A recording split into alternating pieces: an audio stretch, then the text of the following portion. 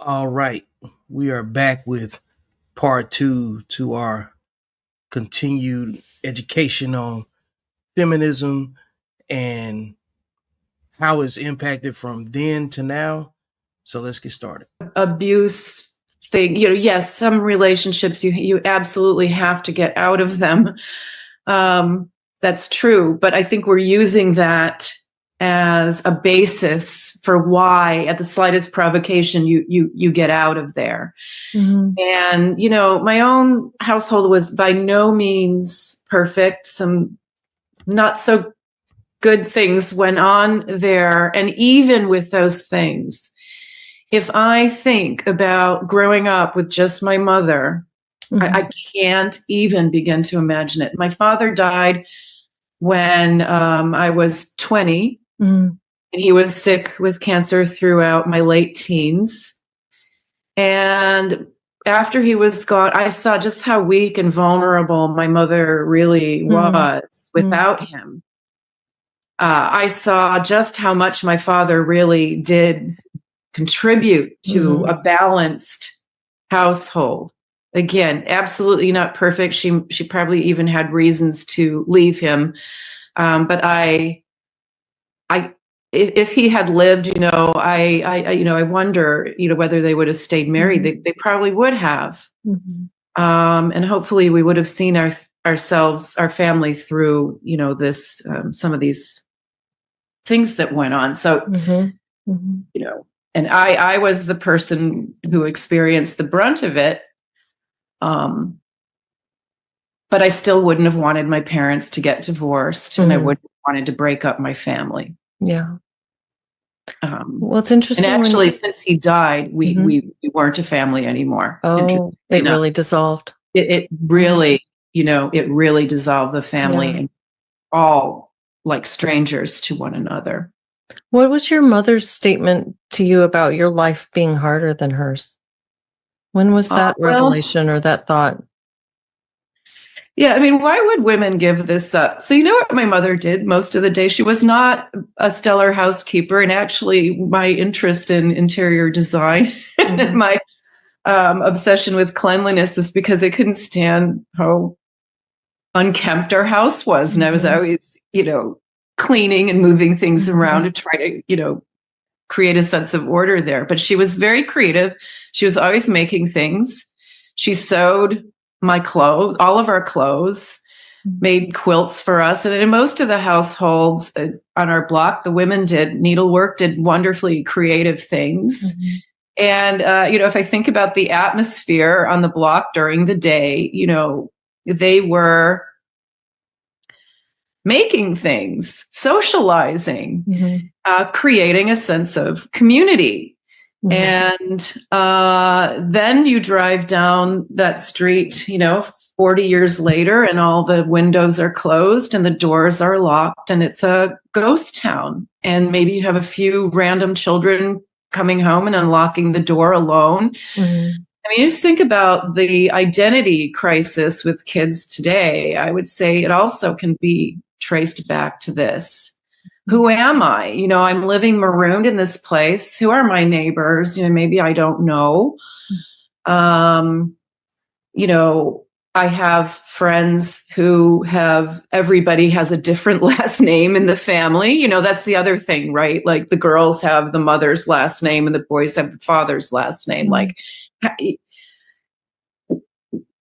just not even the whole family having the same last name, right? So yeah, it's like just the I talk a lot about men when they have their mother's last name, or women when they have their mother's last name. And the reason I bring that up, because there's a loss of identity associated with that, and that's what she's speaking on. And when you have a loss of individual identity associated with your family, you lose your community, and you lose the cohesiveness of the people that you live around. But we'll let her finish explaining it. But I like where she's going. Expectations are way too high. The idea of being ready is, And also, we have been told or made to believe that we have to get out if he's bad. Never mind how bad she is. Mm-hmm. Mm-hmm. You know, some of the mothers on the block were absolute terrors, and you could hear them shrieking at the husband. You know, back then there was air conditioning, right? You could hear, you know, which house had a shrew in it and a henpecked husband. You know, we don't really also talk about that. So you end up alone with the kids to get away from the bad man. But what about the mom who's overwhelmed, overworked? And this, I think, is where, if we're telling this story and it has an arc, where we might get people a few generations removed from mine who say, I don't want to do that to someone else, because I grew up with a single mother who was completely overworked and miserable. Yeah. And my dad was absent, or I saw him only. So why would I do that to someone? And yet, this freedom to get out of something that is bad is supposed to be a solution, but it actually created a much bigger problem. Yeah, I really admire that you're discussing these things the way, you know, with this openness. I think that I hope that people who listen to this conversation will be kind in their responses, because these things are so touchy to talk about. These things are so hard for people to discuss. You can't start discussing women and men without tripping over lots of people's feelings and legitimate caveats and, you know, their own life experiences. So I find it to be such a sensitive area to wade into on any level of public discussion. And so what you usually end up seeing are these really big sweeping stereotypes and inflammatory statements. But what you're describing, I mean, these are trends that you've noticed over the course of your life and how they've shaped your perception of your world, you know, the world that we live in and what's been going on. And I think that there's so many, I don't know. I hesitate to lay any blame on women or on men for some of these things. I think that it's emergent between us. I think we're so interconnected that, like, take one area that a lot of See, the hypocrisy in this is that she believes we're more interconnected when it's time to lay the blame at women's feet about how they committed to their equity in the situation. But how can you be interconnected when the conversation's about how you're apart? We're talking about feminism, and somehow it's a man's fault. I don't understand that part. I think that the conversation at this point is like, it should have been like, you know, I need to take time to process.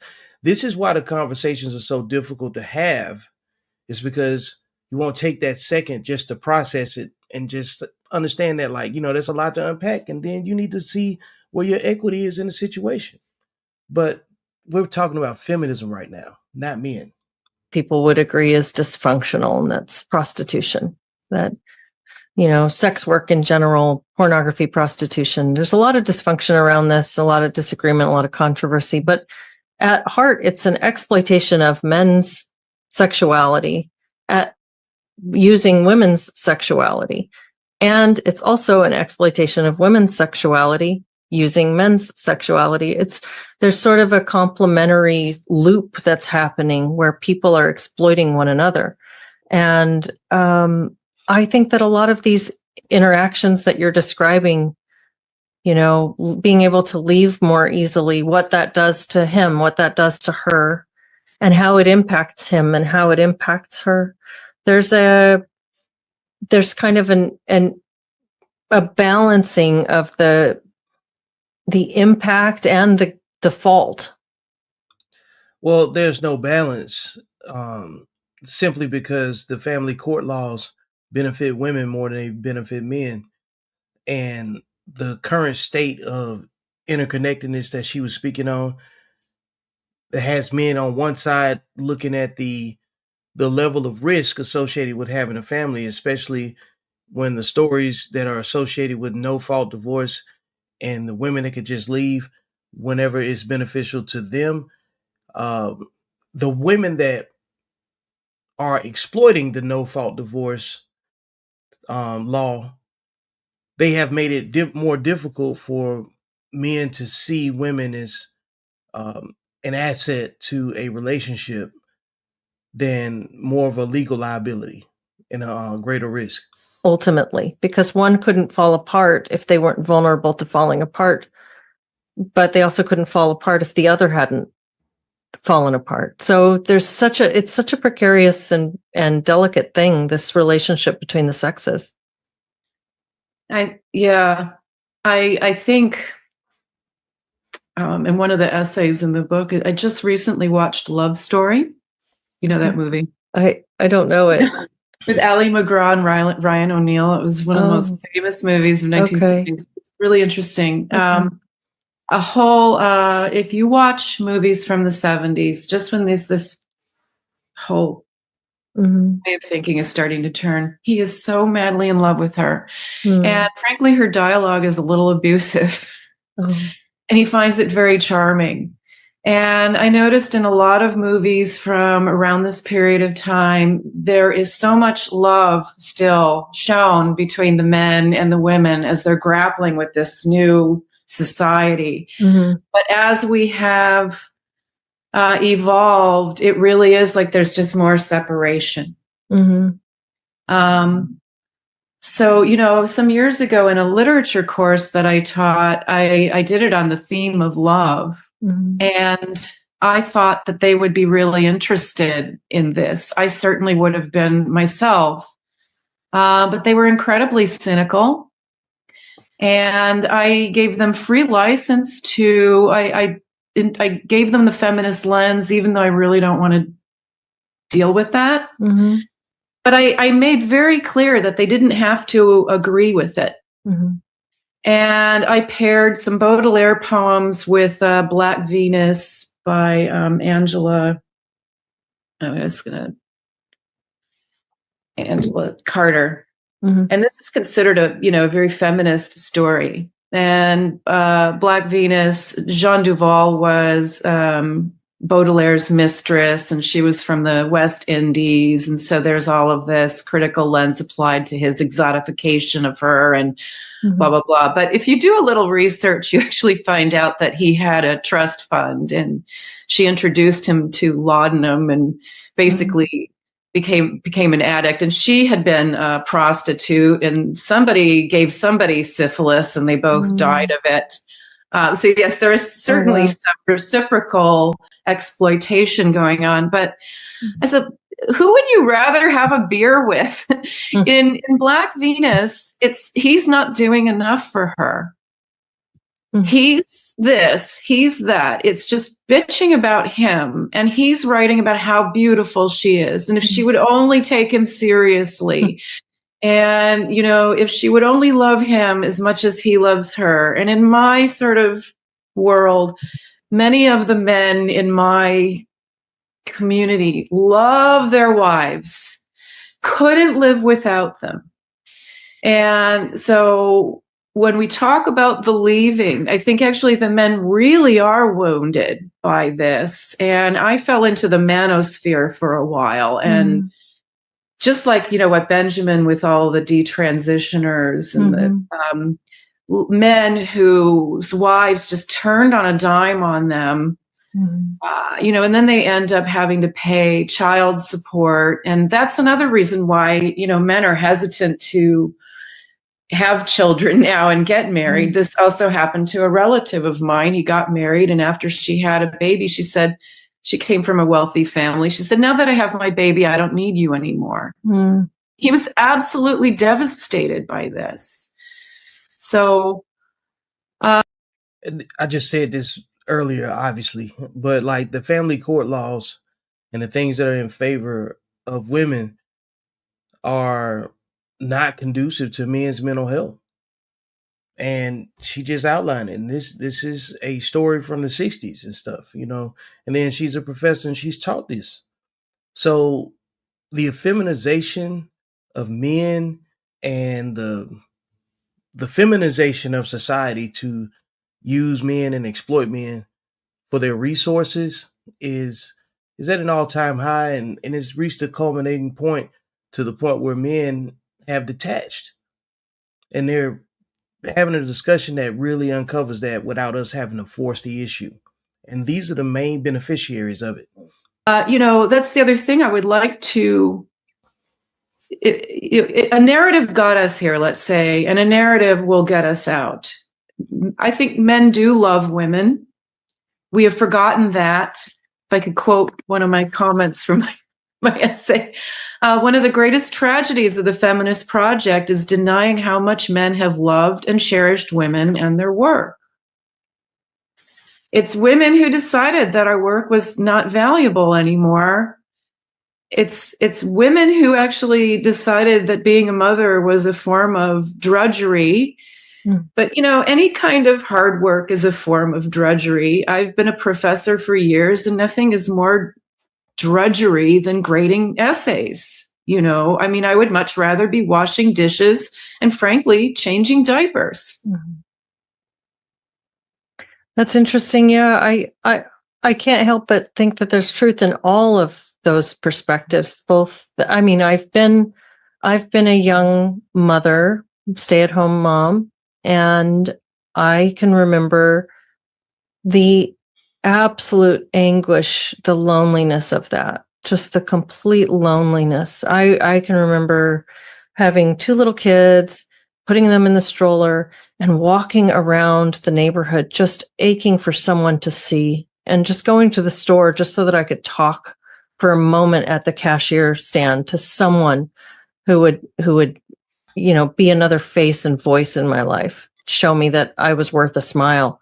When you work long hours, day in, day out, 24 hours a day with little kids as your only companions, and they're difficult and needy and lovely, and they bring a lot of joy, but they also bring a lot of work, and there's little human connection outside of that service that you're doing for your kids. You didn't have that where you were living, like where there were other mothers. No. I struggled to find that. It took me a long time to find that. And even then, when I found, this is my own story, so I know other people will have a different story, but I became a mom really young. I was 19 when I had my first and 21 when I had my second. And I tried to join a play group, and it was really, I was just treated like I was kind of a teen mom by all these women who were in their 30s having children, and not, I wasn't an equal really in that group. People's lives are just so individual, so these things are true. I can see that there's something that you lose in not getting to experience that. But there's something also that I understand, the desire that women and mothers would have to have something more outside of the motherhood experience and the home.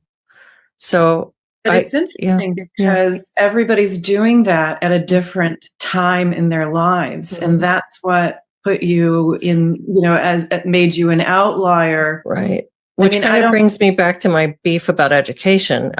I went when I was in college, so this would have been in like maybe 2005 or 6. I went to a lecture by a guy, I can't remember the guy's name. He was an author. He wrote a book called The World Without Us. And this was are you familiar with this? James Kunstler. Yeah. Okay. Okay. And I went to this lecture, and I was really steeped in the idea that we've overpopulated, humans are destroying the planet. And one of the things that he put forth in that lecture, one of his big pieces of hope, was that we can turn overpopulation around, and we know how to do it. We just have to focus on educating women. Because if you educate women, they will put off childbearing. And so there was this big, big push that this is the way we're going to do it. We're going to engineer a better world by making sure that women are attaining postgraduate degrees in greater numbers, that they're going at least through university, so that we can get them to stop having children so young. By the time they start having children, some of them won't be able to anymore by the time they want to, and others won't be able to have as many. So we'll really curtail the birth rate.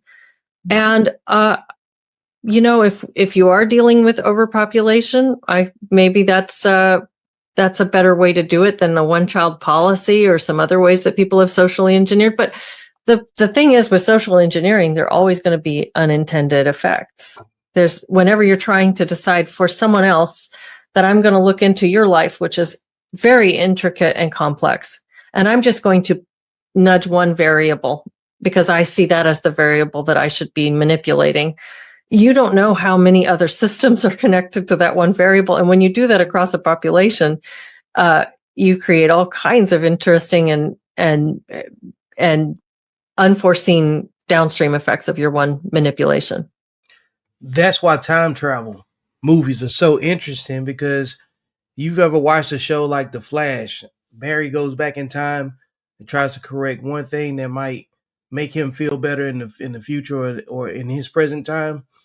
But there comes a lot of unintended consequence with that. Like you said before, from down to the day you met the person that you thought was the best person to be around, and then that turned out to be a bad choice. You don't know a bad choice, how bad a choice actually is until you get to the other side of the decision making that accompanied it. So that's where we are right now, is that we're on a different timeline of previous decisions made by the elders. And you're seeing it be discussed in this conversation, and where it hurt us at the most, or where it had the most impact. I won't necessarily say hurt. It hurt.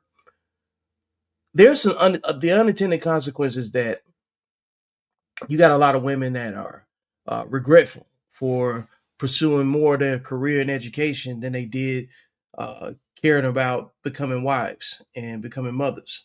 And they're struggling in the dating world right now. So that regret is real, and it's been widely discussed.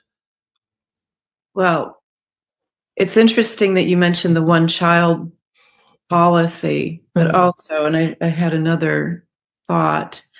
God, I lost it. The one-child policy. I mainly was teaching Chinese nationals, and it came up in class. This student was saying something about the one-child policy. I said, well, what's interesting is that it was forced on you, but propaganda convinced us to do the same thing. Yeah. And also just, this whole idea that your life isn't very fulfilled, unless you're doing more than creating a family. And what you were saying about being alone and isolated, I have to say, in my experience, and if I do write my dumb post-feminist life, I started writing a section of it so we could take me to the age of 23. That period was so lonely and so upsetting, actually, when I look back on it and I see myself walking around, working in restaurants and meeting people in bars when they're not at their best. So my main socializing is with drunk, high, mean people, and sleeping off a night of, sleeping the day after a graveyard shift, waiting on drunk people, walking to and from work, not really connected to a community apart from the friends that I left back home in the suburbs who I was still seeing and who were getting married and doing all those things while I'm living in this apartment, going to a restaurant job. And really, honestly, the only socializing I'm doing is in the restaurant or in a bar, So if I have to choose between, say, the loneliness of raising kids. But then again, if we were all doing it at the same time, there would be more cohesion there. But we're alone now. You know, you were doing something that other people weren't doing. Yeah. And we kind of have to live from where we actually are, not from this ideal. So I can see the need. I can see one is too much, one is too little. There's an imbalance in both of those scenarios that you paint, but there's, maybe it's that ever striving for something better, which is what we do when we have these conversations too. I mean, we're talking about people striving for something better and then tipping that too far and falling into a new kind of chaos. And so then we strive for something better and we talk about how could we fix that and move it back towards something that's more of a balance point. But in my life, I've been that stay-home mom that was achingly lonely.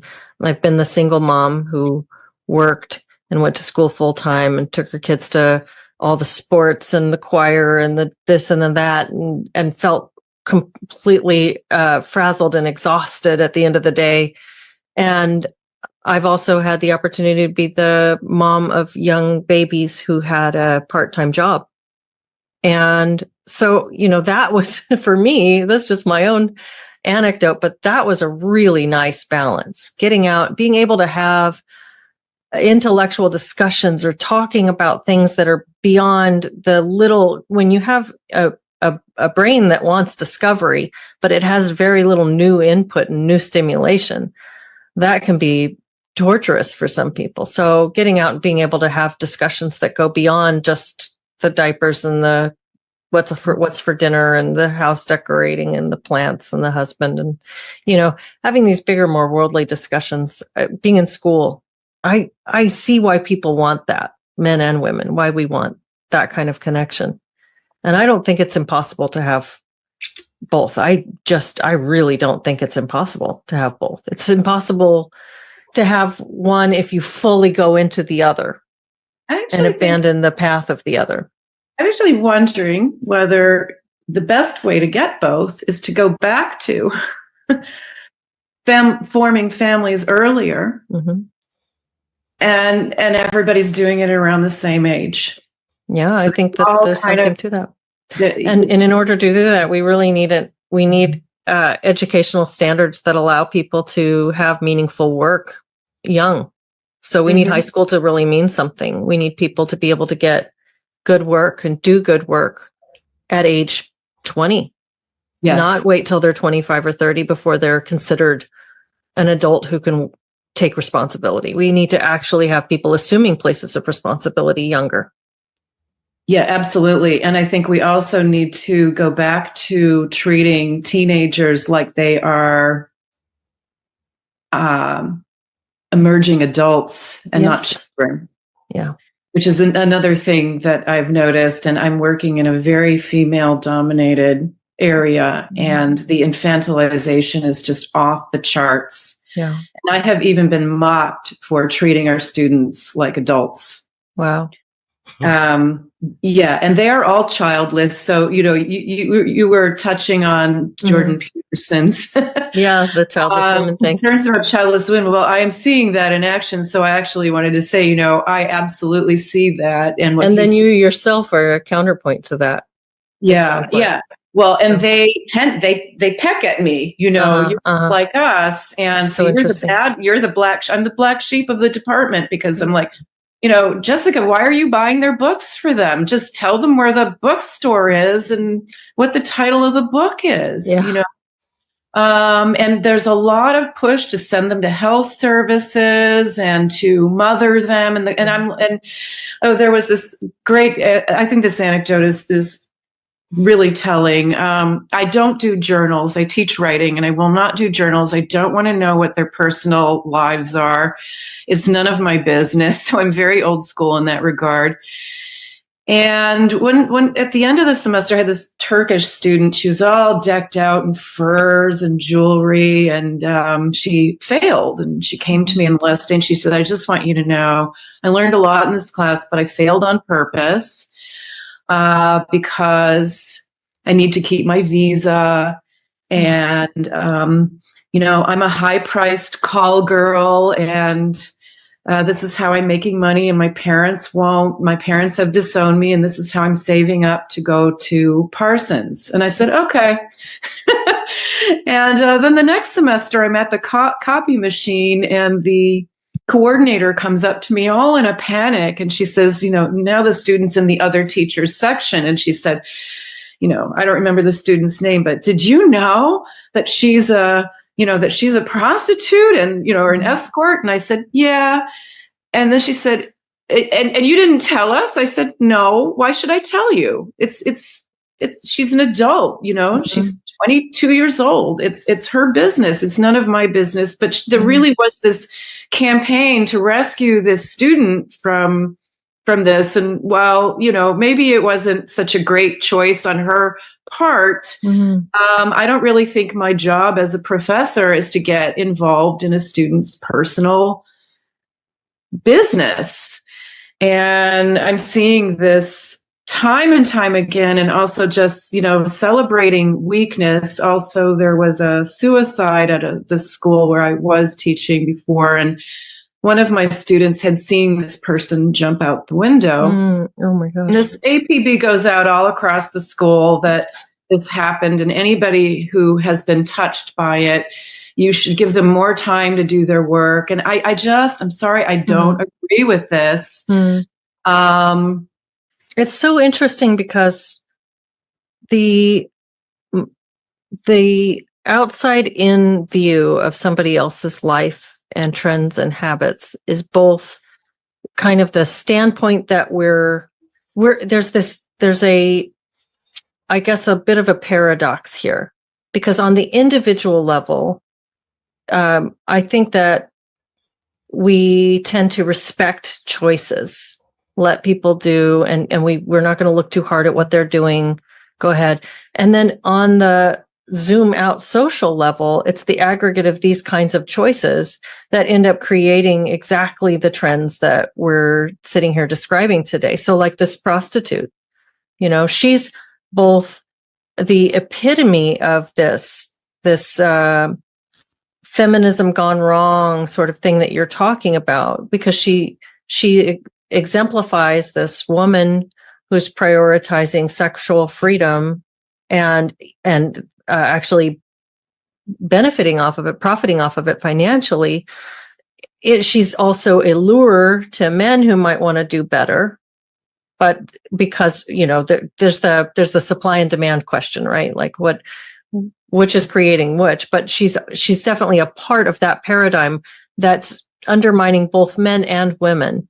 And yet, when you stand really close to it, how do you tell another person? How do you butt into another person's life? And we end up, actually, if we advocate for individualism, we would advocate against the very people who want to intervene and change that trend, both for her and for the ripple out effect that it will have on other people. So there seems like there's a little bit of a social paradox there. Well, also, and I'm sort of going back on what I was saying about community and how community watches over you. Right. Oh gosh. Now I think isn't that fascinating? Yeah. Oh, but I find, but that's the thing. Yeah. In this sort of matriarchal university system we're in now, the women want to do for the students what they would have done in their own, in a community. So they are a bit of that. Yeah. And I'm saying that in these institutions, I'm not necessarily convinced that this is the right application for it. This is what Jordan Peterson is calling out. Yeah. That women are taking their unmet maternal instincts and applying them in places where, applying that in places where it doesn't belong. And I also have seen on social media, it's the unmarried, childless woman who's the loudest, posting the most, and insisting that people think a certain way, is deciding what's offensive and what isn't. It's not necessarily the guys, although I have seen guys go along with it. And it was, say, about 10 years ago, we were also told that we were not to cause harm in any way to the students. And I'm just sitting there and I'm like, how would I even know what that means? And I tried even asking, like, how do you even define that? You know, and that's the other thing, that these words that used to actually mean something They become now so no longer. watered down. Goalposts have been moved to create like these so-called safe spaces. So in other words, the women, I'm going to say, you know, if I define patriarchy and matriarchy, or what we used to live in, and what I would like to see us sort of navigate our way back to, is we actually weren't in a patriarchy. There was a patriarchy and there was a matriarchy, and the women were matriarchally running this domain, and the men were patriarchally running this other domain. And the men returned home to the matriarchal domain, and they might have had some say, and they might have made final decisions about some things, although I'm not sure, because when I look back anecdotally on what was going on in the houses in my neighborhood, the women were running the show. Mm-hmm. And the men were doggedly going out to work and bringing home the paycheck. You know, I actually think in the so-called patriarchy, the men got the probably the raw end of the stick in a lot of ways. Mm-hmm. You know, when my father was dying of cancer, he still had to go to work and support our family. And my mother was doing some work at home, but my father was the primary breadwinner all along, even when he was sick. And to see him, you know, after going through chemo, get up on a 20 degree below zero day and hack the car out of the snow and go to work, while my mother's sitting curled up in the warm living room reading a book. I mean, I just, you know, don't see how it really was as unequal, really, you know, yes and no, paradoxically, right? Yeah. Well, Darlene, I think that's your perspective is really interesting to me, and I've learned a lot through this discussion. I think we are planning to have you join us for a solid ground discussion, so everybody can talk about these perspectives and share what they think. And I think that this is a great discussion. I'm so glad that you wrote to me and reached out to me to talk about this. And thanks for having me. This is my first time. Oh, well, I do hope, you know, again, whenever people hear these kinds of dialogues, there's lots of places that it hits people very personally and they feel like somebody's talking about them. And I would encourage people who feel frustrated with aspects of what they've heard or agree with it to write, comment, talk about it. But remember, you're talking to human beings, and share what you think and what your own experiences are, how they differ, how they're similar, and add something. But please be human about it, because I know that these are sensitive topics. It's so hard to talk about them, and it takes a lot of vulnerability to be the one to stand up and talk about it and share your own thoughts. So thank you so much, Darlene. And tell us where can people find your work if they want to follow or read your books or your essays? Well, I have been under cognito on Substack. So I would be outing myself. Notes from the Underdog L, and the first essay in the emerging book is called A Requiem for the Patriarchy. And I've also just finished a novel called Sexodus, which is a fictional, you know, he said, she said story. Well, that takes a couple of characters with a rather dubious sexual experience, somehow pits them together into a place where they have to rely on one another to survive. Oh, interesting. Well, it sounds fascinating, and I hope people will go and check those out. I'll put links in the description of this video so people can go and find you. And thank you so much, Darlene, for talking today. Thank you, today. Leslie. It's a real pleasure. Thank you. So, whatever you think about the information that's being exchanged, it's always a plus to allow new information to change your mind, change your perspectives, and develop a more well-rounded opinion. But that's what the comments are for. So let me know what you think. Appreciate you hanging around, and we'll see you again. This has been another episode of Beyond the Algorithm. Make sure you like, share, and subscribe.